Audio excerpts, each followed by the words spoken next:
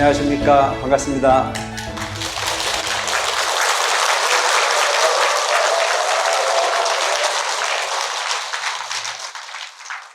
이게 불교이지의 월도입니다. 오늘도 이 법회에 함께 하신 모든 분들께 감사를 드리고 즐거운 시간, 행복한 시간이 되었으면 좋겠습니다. 먼저 시간에 했던 부분의 내용은 수년 반야신경하되 3년 청정하야 불이 도용이여다. 여기까지 했죠. 다시 설명한다면 수년 반야신경하되, 반야신경이라고 하는 자체는 바로 불교의 우리가 대중적으로 쓸 수 있는 가장 대표적인 부분이 경전이 아닐까 싶은 생각을 합니다. 260자의 그 경전이지만 부처님의 공을 가장 완벽하게 표현한 부분의 경전이라 볼 수 있습니다. 여기서 이야기하고 있는 부분이 반야신경은 반야신경만 이야기를 하는 것이 아니고 절에 오는 사람들은 절에 오셔서 반드시 부처님의 경전의 말씀을 항상 생각해야 된다. 오늘날 우리가 흔히 보면 관세음보살을 염하는 경우도 있고 나무 아미타불을 염하는 경우도 있고 또 출가한 스님들은 많은 경전을 다 소중하게 대해야 되는 건 당연하지만 대중적 부분에 가장 표현을 완벽하게 할 수 있는, 그리고 대중적으로 가장 널리 활용하고 있는 부분이 경전이 반야신경이기 때문에 이렇게 항상 반야신경을 생각하라. 그래서 반야신경이라고 하는 것은 상징적 부분의 표현일 뿐이고 부처님의 경전을 항상 생각하고 살아라, 그런 의미로 받아들였으면 좋겠습니다. 관 3년 청정하야, 즉 3년 청정을 관하라. 3년 청정이라는 자체는 바로 부처님께서 그 사찰을 운영하거나 하는 부분에 있어서는 반드시 시주라고 하는 부분에 의해서 사찰이 운영이 되지 않습니까? 그렇다면 시주를 하는 사람이 그 시주하는 물건이 깨끗해야 되는 거예요. 누구한테 훔쳐가지고 시주하면 그게 공덕이 됩니까? 안 됩니까? 안 되는 거잖아요. 그래서 시주물이 깨끗해야 된다. 시주물이 깨끗하다는 자체는 깨끗한 물건도 중요하지만 깨끗하게 조성이 되어진 시주물이어야 된다. 남편 속이고 시주하면 돼야 안 돼요? 참 곤란하네요. 어쨌든 뭔가 그 양심에 어긋난 누군가의 어떤 그런 피해를 주고 얻은 부분을 가지고 부처님에게는 내가 공덕을 짓겠다는 생각을 가지고 하는 공덕은 진정한 공덕이 될 수 없겠죠. 그래서 반드시 성실한 노력에 의해서 만들어진 부분의 물건을 부처님 전에 공양을 올려야 되겠다. 두 번째는 공양 올리는 사람의 마음이 깨끗해야 되겠다. 그래서 대개 보면 1,000원 놓고 100만 원 달라 그러면 돼야 안 돼요? 근데 우리는 그런 마음이 있어요, 없어요? 시주를 하는 데는 조건을 붙이지 않으면 좋겠다. 대개 보면 이제 무주상보시를 해라. 내가 시주를 하는데 조건을 붙이다 보면 그 시주를 하고 난 이후에 바람대로 되지 않으면 삐지는 일이 생겨요, 안 생겨요? 삐지는 일이 생겨요. 그 대개 보면은 열심히 한 사람이 삐집니까? 열심히 안 한 사람이 삐집니까? 참 깝깝해요. 열심히 한 사람이 대개가 삐지는데 거기에는 조건을 붙였기 때문에 삐질 일이 생기는 거예요. 부모님한테도 그냥 자식된 도리를 다하면 서운한 게 없어요. 근데 자식된 도리를 다하지 않고 뭔가 대가를 크게 바라거나 또 자식의 도리를 하는 것 자체를 어떤 대가를 통해서 열심히 하다 보면 서운한 일이 생기게 되어 있어요. 기대를 하지 않으면 실망이 크지 않거든요. 절에 오셔서도 마찬가지인 거예요. 시주를 하는 분들이 조건을 붙이지 말고, 즉 상을 내지 않으면. 그럼 여러분 이런 게 있거든요. 옛날에 중국에 양무제라고 하는 황제가 있었어요. 양무제는 불심천자다라고 하는 별명이 들 정도로 불심이 대단하신 분이었거든요. 그래서 그분은 오리에 암자를 하나 짓고 심리에 절을 하나 질 정도로 대단한 불심의 그 황제였고, 또 그는 그러한 불심도 가지고 있긴 하지만 스님들에게 공양을 올리는 부분을 아주 최고의 영광으로 생각하는 황제였습니다. 황포를 입고 스님들에게 공양을 나눠주는 부분을 행하셨던 황제가 양무제예요. 수많은 경전을 편찬했죠. 요즘 경전을 편찬하는 건 인쇄기술이 발달을 해서 다양한 부분에 원하는 부분이 경전을 마음대로 소유하거나 볼 수 있지만 옛날에는 그 경전이라는 자체가 거의 베껴 쓰지 않으면 안 되는 부분에 소위 장르가 경전이었어요. 그래서 경전 편찬이라는 자체는 쉬운 일이 결코 아니었어요. 황제의 힘으로써 가능한 일이었기 때문에 수많은 경전을 편찬했죠. 그래서 많은 사람들에게 불교에 큰 영향을 끼친 황제였어요. 어느 날 달마대사가 중국에 오셨어요. 그 달마대사가 중국에 오셔가지고 겁을 핀다라고 하는 얘기를 듣고 양무제가 인도로부터 오신 달마대사를 초청을 해서 공양을 모십니다. 얼마나 대단하게 공양을 모셨겠어요. 평상시에 스님들에게도 융숭한 대접을 하기로 대단한 그 열정을 가지고 계셨던 황제. 그 황제가 중국의 어떤 그런 불교를 위해서 인도로부터 오셨어. 그 거룩한 큰 스님이 오셨다고 하니까 얼마나 직사 대접을 하셨겠습니까? 그 자리에 가보진 않아서 잘 몰라요. 그런데 대단했을 거예요. 그래서 그렇게 직사 대접을 해서 모시고 그러고 난 이후에 달마대사에게 양무제가 묻습니다. 내가 올린 공양이 어느 정도의 가치냐? 나는 심리에 절을 하나 짓고 오리에 암자를 하나 짓고 수많은 경전을 편찬했으며 수많은 스님들에게 공양을 올리는 부분을 실행을 했다. 그래서 내가 지금 공덕이 얼마나 되겠냐 이렇게 물었어요. 그때 달마대사가 없을 무자를 하나 딱 보여. 없다. 그러니까 그동안 열심히 불교를 위해서 애썼던 양무제는 화가 났을까요? 안 났을까요? 여러분들이 절에 오셔서 열심히 봉사하고 열심히 기도하고 시주도 하고 열심히 했는데 나중에 내가 행한 공덕이 얼마나 될까? 라고 물어봤더니 주지스님이 없어. 그러면 삐져요, 안 삐져요? 양무제가 얼마나 서운했겠어요? 없다고 하니까. 그래서 그것은 달마대사가 없다고 말한 것이 아닌 무르의 공덕을 지어라 이런 뜻이었어요. 유르의 공덕과 무르의 공덕. 유르의 공덕은 내가 지었다라고 하는 부분의 생각을 하면 그것은 이미 그만큼만 되는 건데 마음을 내지 않는 부분으로 공덕을 지면 그 공덕은 달아지지 않는 공덕이 된다. 그래서 없다라고 이야기하는 부분에 화가 난 양무제가 달마대사를 크게 화를 내서 꾸짖습니다.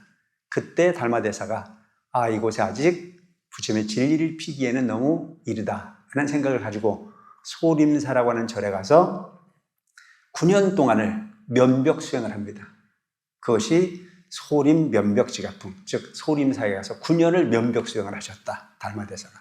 그 이후에 중국의 선불교가 시작이 되었다라고 하는 얘기가 있는데 그것은 달마대사가 없다고 말하는 부분이 아닌 상을 내지 않는 공덕을 짓는 것이 진정한 공덕이다라고 하는 부분이 가르침으로 이해하는 것 자체가 가장 잘 이해하는 부분이 아닐까 싶은 생각을 합니다. 여러분 공덕을 지시더라도 반드시 유르의 공덕을 짓지 말고 무르의 공덕을 짓는 여러분들이 되시기 바랍니다. 아시겠죠? 그래서 이렇게 공덕을 짓는 시주물이 깨끗해야 되는 거고 시주를 하는 사람의 마음이 깨끗해야 되는 부분이고 그 다음에 시주를 받는 스님이 그 시주를 받은 부분으로 어떻게 쓰여질 거냐라고 하는 부분이 대단히 중요한 부분입니다. 그래서 여러분들이 절에 오셔서 무조건 좋은 것만 해달라고 하는 것도 잘못된 거예요. 절에 오셔서 아낄 수 있는 부분은 아낄 수 있도록 하는 것 자체가 바로 3년 청정에 포함이 된다는 사실을 우리가 기억할 필요가 있습니다. 이해가 되십니까? 대단히 중요한 부분이에요. 그래서 이 부분은 스님에게만 포함이 되신 부분이 아닌 절에 오신 모든 분들이 꼭 받아들여야 될 덕목 중에 하나입니다.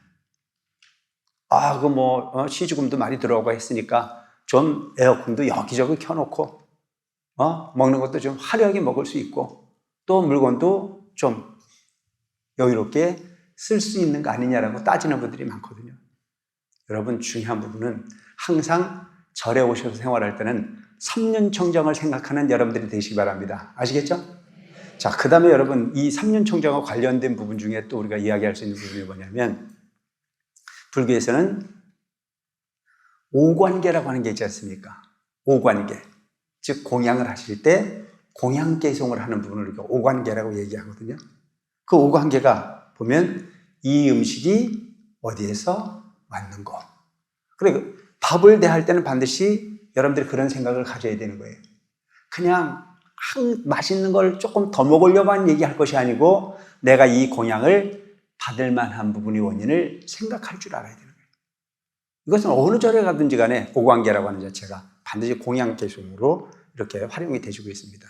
뭐 옛날 같은 부분에는 바로 공양이라고 하는 부분을 할 때는 반드시 이 오관계를 설하고 서로 개성으로서 함께 했던 그런 부분들이 문화가 있는데 요즘에도 되게 보면 절 식당에 가보면 이 오관계가 이렇게 써여져 있어요. 그래서 이 음식이 어디에서부터 왔는가? 내 덕으로, 내 덕행으로 받기가 부끄럽네. 밥 한 그릇 밟는 것 자체가 내가 지금 이 부분을 받을 만한 능력이 있는가에 겸손한 마음을 갖게 돼요.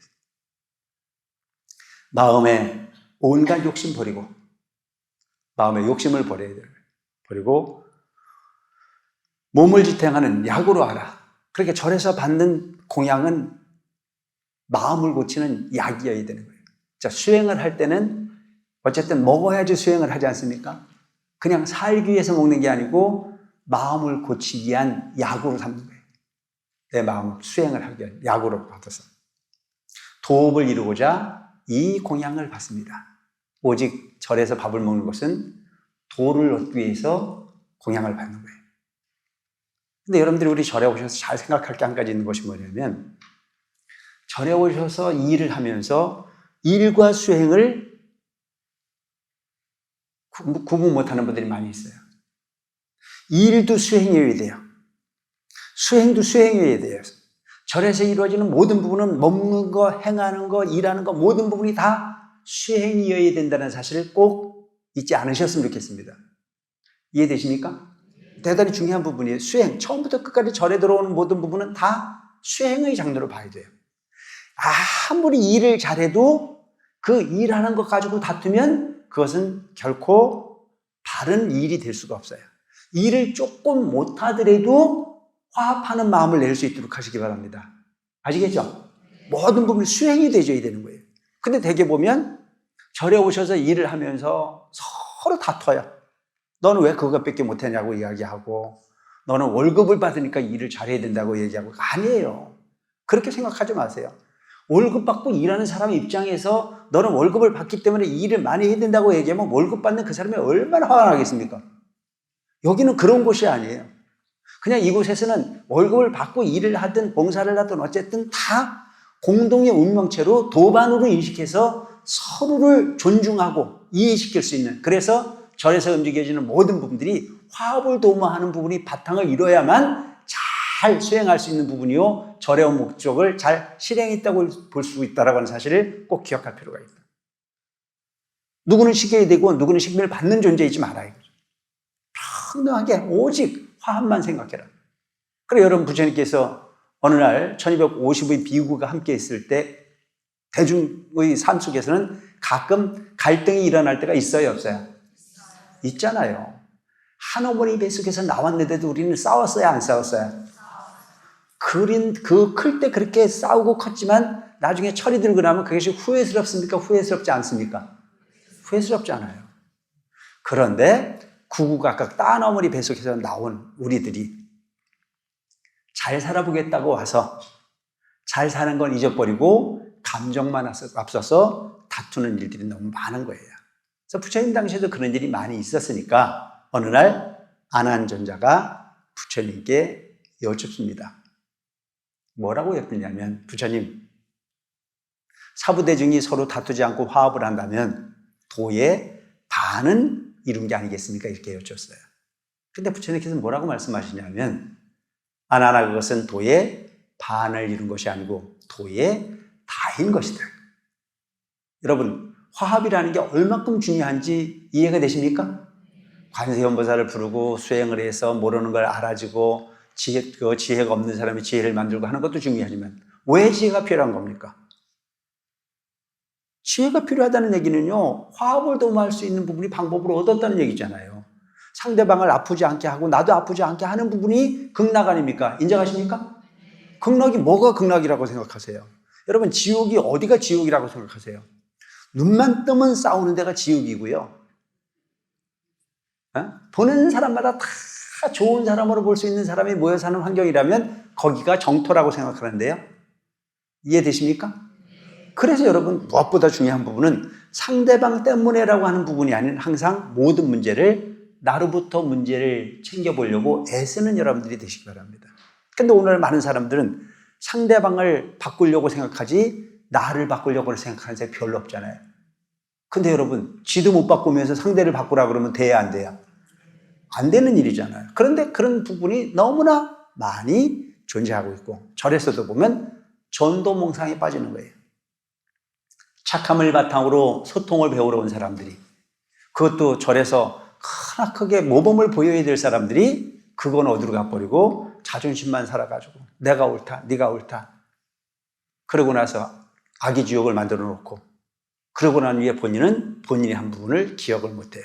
맨 상대방 탓만 하고 있다면 그것은 바른 수행자의 모습일 수 없다.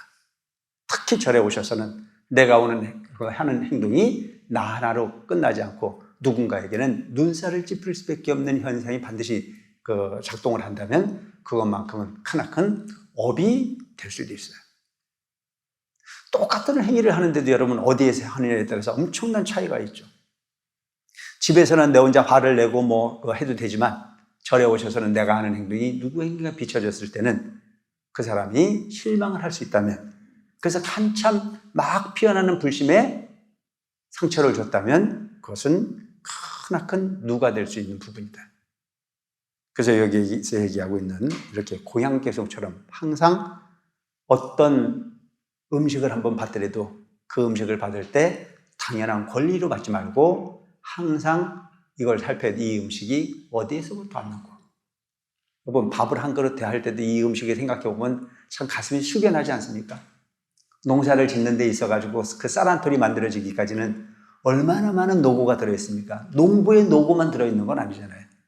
우주가 다 움직였어요. 바람이 불어야 되고 비가 와야 되고 풀을 뽑아야 되고 비료를 줘야 되고 탈곡을 해야 되고 방앗간에서 방아를 쪄야 되고 그것이 또 소위 말하는 유통이 돼야 되고, 그리고 누군가는 그 쌀을 잃어서 뜸을 들여서 밥을 하는데 또 거기에 가스가 필요했어요, 안 필요했어요?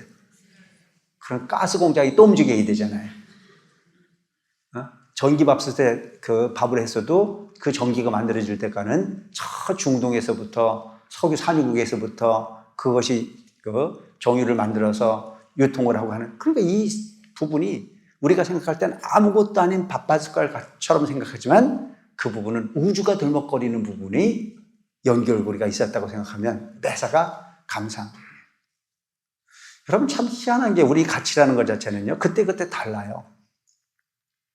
똑같은 밥 한 그릇이지만요 그 밥 한 그릇이 가치는요 나를 통해 가지고 엄청난 가치가 형성이 되집니다. 내가 지금 3일 동안을 굶었어요. 그래서 3일을 굶으면 배이는 게 있어요, 없어요? 그래서 3일을 굶었는데 밥 한 그릇이 있어요. 응?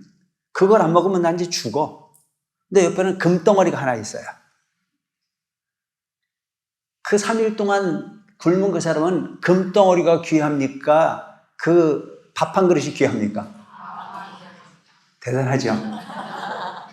이렇게 필요한 부분을 접할 수 있을 때의 가치는, 황금덩어리는 평생간 놀고 먹어도 되는 부분이지만 당장 숨 넘어가면 가치 없으니까 찬밥 한 덩어리 더 가치 있는 부분일 수 있어요.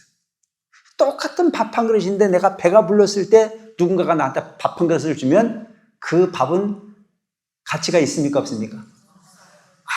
아무런 관심이 없는 부분이 될 수밖에 없어요. 처해진 환경에 따라서 세상은 이렇게 달라지는 거다. 절에서의 가치는 밖에서의 가치와 다르지 않은 점을 꼭 기억하시기 바랍니다. 아시겠죠? 끝까지 밥 한 그릇 이렇게 생각하지 마라 이거죠. 절에서 움직이는 부분은 이게 밥이 그냥 밥이 아닌 그야말로 나의 덕행을 살피고, 그리고 내가 받는 이 음식은 내 마음을 고치는, 부처님의 진리를 공부하는 약으로 삼아서 부끄러움이 없는 부분이 밥으로 받아내겠다는 생각을 하면, 밥이 잘 됐네 안 됐네, 나물이 억셨네 안 역셨네 이런 얘기 할 이유도 없지 않습니까? 인정하십니까? 이만큼 가장 중요한 부분이라. 그래서 절에 오셔서는, 절에 오신 건 그 순간만큼은 음식에 대한 부분, 어떤 물건에 대한 부분, 이런 부분들을 항상 귀하게 생각할 필요가 있다. 그래서 3년 청정하여. 불의, 도용이다. 도용을 어기지 말아야 해.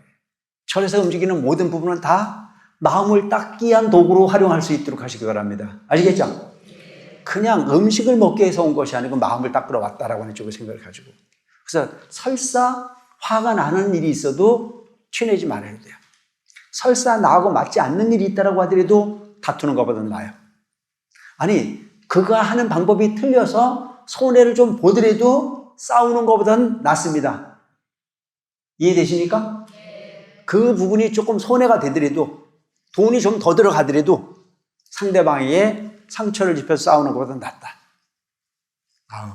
오늘 월트 스님 되게 후하죠? 쉽게 같이 있는 부분이 오히려 마음에 상처를 입거나 서로 다퉈서 갈등을 일으킨다면 오히려 돈을 아낀 것마다 못한 부분이라고. 제일 중요한 부분은 화합이 근본이 된다는 사실을 꼭 기억하시기 바라요. 그래서 3년 청정, 불의도용이라 모든 부분은 도 닦는 부분에 쓰여지는 부분을 반드시 바탕으로 가야 된다. 부분수하되 수조 목은 행하여 향을 사르고 예불함에 나아가되. 무슨 얘기냐면, 여러분 절에 법당에 가면 향 살라요, 안 살아요? 향 사르는데 요즘에는 법당이 너무 탁해지니까 바깥에 향을 사르게 만들어놨어요.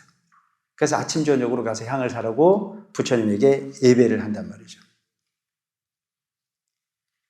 그래서 이렇게 예불을 하고 향을 사르고 하는 곳에 나아가되,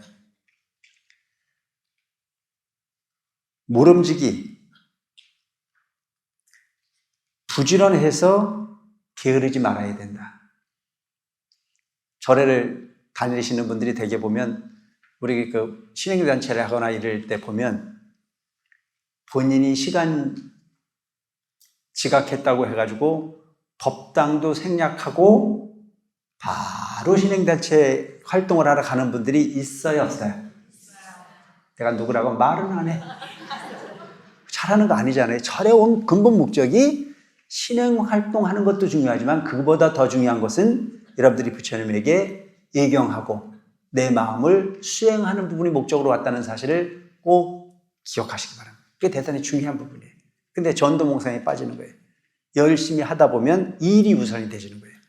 절에 와서 부처님 일 중에 제일 중요한 일은 부처님 예경하고 부처님 가르침을 실행하는 부분이 제일 큰 일이라는 사실을 꼭 기억하시고, 나머지는 그 부분을 더 충실하게 하기 위한 활동이 신행 활동입니다. 그런데 이게 거꾸로 가는 거예요. 절에 와서 부처님 참배도 안 하고 그냥 신행 활동만 우선으로 하면서도 나는 너무 잘했다고 생각합니다. 절에 오셔가지고 봉사 활동을 하는데 법당 참배는 안 해요. 잘하는 겁니까? 일은 잘하는지 몰라도 불교하고는 전혀 관계없는 짓을 하고 있다. 그럼 마음 고치는 일이 더 중요한 일이에요. 그래서 여러분들이 절에 우리가 시주를 하거나 절에 공간을 만들거나 하는 일들이 다 뭐를 위한 일이에요? 내 마음 고치는 일이에요. 중생이 부처의 마음으로 바꿔가기 위해서 노력하는 부분이 바로 우리가 해야 될 역할이에요. 그게 근본이야. 나머지는 부수적인 일이에요. 근데 되게 전도몽상에 빠지는 거예요. 조금 일을 하다 보면 일이 우선이고 신행 활동이 우선이고 그게 어디로 가버린단 말이죠. 그래서 반드시 향 사르고 예불을 하는 데 있어가지고는 반드시 어떻게 해야 된다? 성실해야 된다. 부지런히 해야 된다.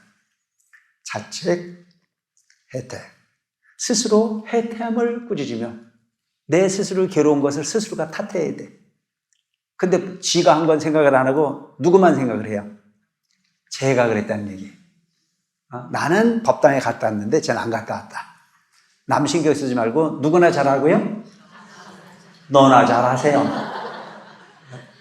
각자가 본인 스스로의 해태함을 꾸짖어야 되는 거예요. 지중행차해야. 대중이 행하는 차례를 알아. 여러분들이 질서를 지켜야 되잖아요. 반드시 대중이 행하는 모습을 보면, 여기도 보면 법회 잘 봅니다. 근데 꼭 마지막쯤 되면 옆에 사람을 살 쳐다보면서 사홍서원 하기 전에 가시는 분들이 있어요. 왜? 조금 늦으면 한참 서서 기다리는 게 싫다 이거죠. 근데 그게 약은 것 같지만 참 어리석은 거잖아요. 그냥 차례를 알아서 그냥 하다 보면 질서가 잡혀지고, 내가 먼저 욕심을 내면 누군가는 그만큼 늦어진다는 생각을 하면 그거는 내가 절에 오셔서 탐심이 작동을 한 거잖아요. 여러분, 탐심이라는 자체는요, 내 몫으로 온 부분을 취하는 걸 탐심이라고 얘기하지 않아요. 정확하게 오지 않은 부분을 내 거로 만들고 싶은 분이 탐심이에요. 내가 열심히 직장 생활에서 돈 벌어서 차곡차곡 모아서 살림살이 늘리는 건 탐심 아니에요. 근데 내가 노력하지 않고 기회를 내 거로 만들고 싶은 마음이 탐심입니다. 절에 오셔서 내 기회가 아닌데 먼저 약삭빠른 마음으로 나를 움직여서 상대방보다 더 큰 이익을 추구하거나 상대방보다 우선하려고 하는 마음을 내는 것 자체는 그게 탐심일 수 있습니다. 그래서 여기서 보면 반드시 차례를 넘지 마라.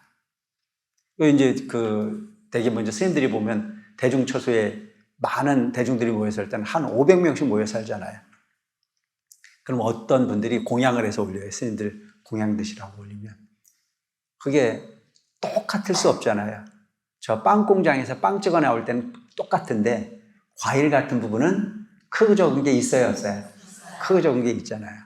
그럼 다 나누는데 절대 거기에 이거 달라 저거 달라 소리를 안 하는 거예요.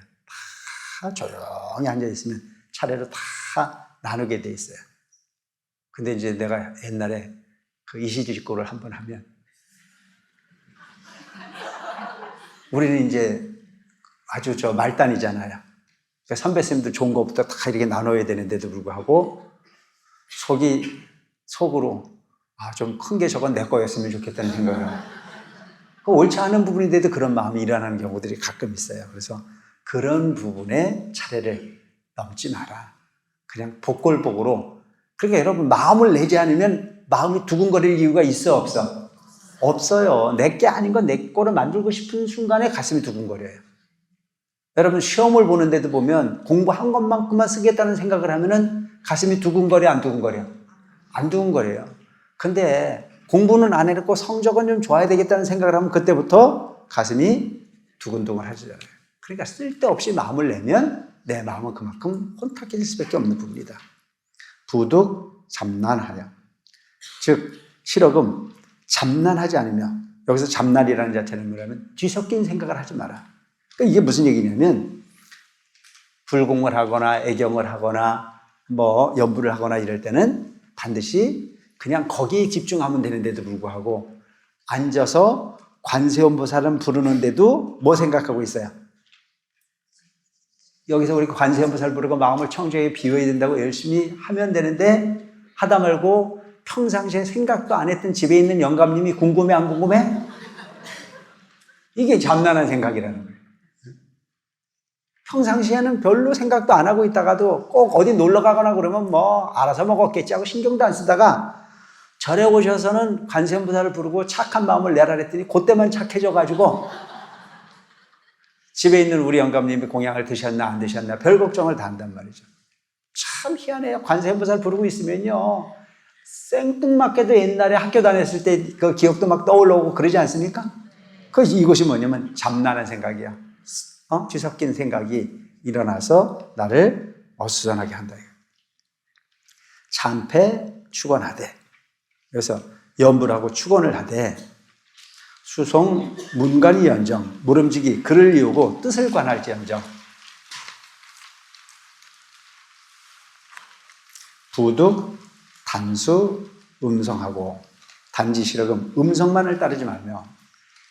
여러분, 이제 우리가 연부를 하거나 이렇게 불공을 하거나 이럴 때도 보면 그 뜻을 알고 가야 되는데 그 뜻은 생략해버리고 그냥 맹목적으로 하는 그런 경우들이 많아요. 가끔 보면 이제 오늘도 어떤 분들이 오셔갖고 그 질문을 하는데 그런 질문을 하는 거예요. 그냥 법화경을 쓸 때는 뭔지도 모르고 썼다 이거예요. 근데 뭔지도 모르고 쓰는 부분도 공덕이 되겠죠. 어쨌든 되니까 그걸 했겠지만. 근데 이제 쓰고 난 이후에 읽어보니까 그 뜻이 또 뭐 뜻인지 몰라가지고 더욱더 재미가 없더라. 또 어떤 강의를 들어보면 너무 훌륭한 건 같긴 한데 무슨 말인지 모르겠다. 그래서 여러분 조금 어렵더라도 알고 읽는 거하고 알고 쓰는 것은 차이가 있을까요? 없을까요? 차이가 있는 거예요. 그래서 공부를 할 필요가 있는 거예요. 그 뜻을 알기 위해서. 그래서 여기서도 보면 연부를 하거나 뭐 할 때 스님들도 마찬가지로 그 뜻을 알고 축원을 드리거나 글을 읽을 수 있도록 하며, 연부를 하거나 책을 읽을 때도 소리만 내서 이렇게 같이 이제 천수경을 하거나 뭐 이렇게 할 때 보면 특이하게 음성이 고르지 않은 사람들이 있잖아요. 그러면 잘 곡조에 맞춰가고 잘 하는 사람도 옆에 사람 때문에 가끔 핀트가 안 맞을 때가 있어요, 없어요? 그렇게 하지 말라는 얘기예요. 되도록이면 내가 좀 튀는 목소리가 이랬을 때는 좀 자제해서 상대방에게 피해를 끼치지 말아야 되는데도 불구하고 그것을 너무 다양스럽게 하는 사람들이 많아요. 그래서 절대 옆에 사람에게 피해를 주는지 안 주는지 잘 살펴서 소리를 낼 수 있도록 하시기 바랍니다. 뭐 말인지 이해되시죠? 관세음보살 부르는데요. 우리 관세음보살 부르잖아요. 관세음보살을 부르라고 얘기를 하면 관세음보살만 부르면 되는데 꼭 개구리가 울어요. 이건 본인 스스로가 상대방에게 그 음이 맞지 않는 것을 인식하고 피해를 끼치지 않으려고 노력하는 삶을 좀 살아주시기 바랍니다. 뭐 옛날에도 제가 한 얘기지만 어디에 갔더니 우리는 관세음보살을 불러서 수행을 하지만 타 종단이나 타 사찰에서는 그 사찰에 맞는 그런 연부를 할 수가 있지 않습니까? 그래서 그 연부를 하면 그곳에 맞춰줘야 되는 거잖아요. 근데 꼭 생각하는 게 내가 하는 걸 고집스럽게 생각하는 사람이 있어요. 그래서 내가 지금 관세음보살 부르는데 고르지 않는 부분이 관세음보살이 나오거든 목소리를 좀 자제하거나 상대방에게 피해를 끼치지 않는 부분에 가서 자제하면서 여러분들이 관세음보살 부를 수 있도록 하는 것 대단히 필요한 부분이 덕목이라고 생각하는데 제 얘기 틀리지 않았죠? 대단히 필요한 부분이에요. 누구한테 피해를 주지 말아야 되잖아요. 그래서 그거를 우리가 좀 기분 나쁘게 생각하지 말고 내가 좀 고쳐야 되겠다. 내가 좀 자제해야 되겠다. 이게 나오잖아요. 음성만 내지 말고 그 주변을 좀 살필 줄 아는 그런 부분이 필요하다. 여러분, 제가 한번 그런 얘기도 했잖아요. 제가 어느 때에 저 설악산 봉정암회를 갔더니 봉정암 주지스님이 저보고 이제 와서 고맙다고 차도 한잔 주고 그러시면서 저한테 그런 얘기를 하더라고요. 구인사를 다니는 신도들이 봉정암회를 꽤 오신다. 등산을 오셔가지고 그곳에 오셔서 기도도 하고 그런 경우가 많은데 봉정암회를 가면은 서가모니불 정근을 한대요. 근데 구인사에서 온 신도는 남 서가모니불 부르는데 관세음보살을 끝까지 부른대요. 그래서 서로 싸운대 이제 옆에 사람하고 붙어가지고 왜 여기 와서 서가모니불 서가모니불을 불러야지 관세음보살 부르냐라고 따지면 이 사람이 또 뭐라고 우기냐 하면 우리 절에서는 관세음보살을 불러야 된다고 했다고 해서 끝까지 관세음보살을 부른다는 거예요. 그래서 그 관세음보살을 부르는 부분을 포기하지 않고 끝까지 불러가지고 서로 다퉈서 나중에 그 갈등이 없어지지 않아서 할 수 없이 스님이 나타나가지고 스님이 중재를 하는데도 끝까지 우긴대요. 우리는 관세음보살 부르는데 왜 자꾸 그거를 강요를 하냐라고 따지는 경우가 많다 그러더라고요. 그래서 나보고 부탁하는 게 뭐냐면 제발 좀 가거든 봉정암 가거든 남 하는 대로 좀 따라하시라고 부탁을 다 하더라고요. 여러분 사실은 보면 남의 집에 갔을 때는 그 분위기에 따라줄 줄 아는 부분이 지혜로운 부분이라는 사실을 꼭 기억해 주시기 바랍니다. 아시겠죠? 피해 끼치지 마세요. 나만 좋으면 된다라고 하는 쪽의 생각을 하는 것 자체는 그런 바른 불자의 도리라 보기가 어렵습니다. 부득 운곡 부조라. 즉 실어금 운곡을 고르지 않게 하지 말며 여기서 운곡이라는 자체는 가라. 리듬을 따라주라. 그래서 우리가 관세음보살을 부르거나 연부를 할 때 보면 그 곡조가 있지 않습니까? 거기에 맞춰줘야 너도 좋고 나도 좋고 힘이 생기는데 꼭 엇박자 내는 사람이 있어요.